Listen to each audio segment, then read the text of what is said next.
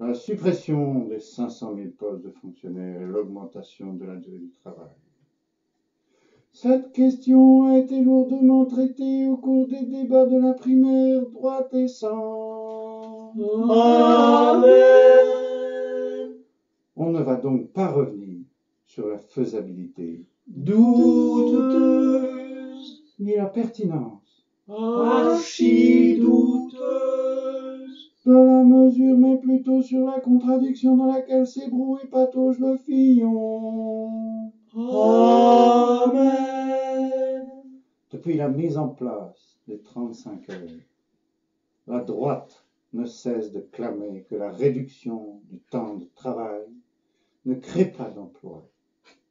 Bon, Admettons. parmi les arguments avancés, celui-ci, les emplois ne sont pas substituables.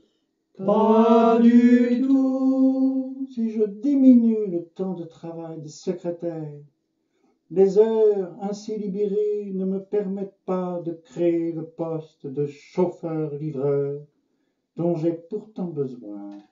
Bien. Mais Fillon nous dit aujourd'hui, je m'en vais supprimer 500 000 emplois de fonctionnaires. Et comment tu vas faire, mon François? Qu'on lui dit. Fastoche, j'augmente la durée de travail des agents publics. Et toc. Ah oui, les emplois seraient-ils devenus substituables? Bon, si j'augmente le temps de travail des secrétaires de mairie, je ne pourrai pas pour autant supprimer l'emploi du cantonnier qui demeurera indispensable. Ce salaud!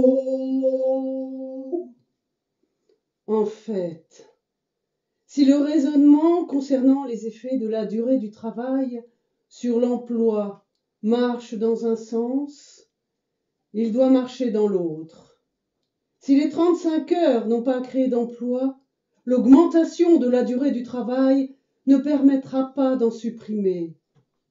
Si cette augmentation permet de supprimer des emplois, alors les 35 heures en ont créé et il faut les conserver. Or, Fillon veut bien évidemment abroger les 35 heures. Il veut même abandonner la durée légale du travail. Pas très sérieux, le mec. Toujours à propos des 35 heures. Si elles sont décidément aussi nuisibles que ça, pourquoi ne pas les avoir abrogées, par exemple, entre 2007 et 2012, quand Fillon était Premier ministre? C'est qu'on l'a oublié. On l'imagine bien à son point de départ à Matignon. Oh putain, on a oublié d'abroger les 35 heures! Non seulement il n'est pas très sérieux, le Fillon, mais c'est aussi Un gros étourdi.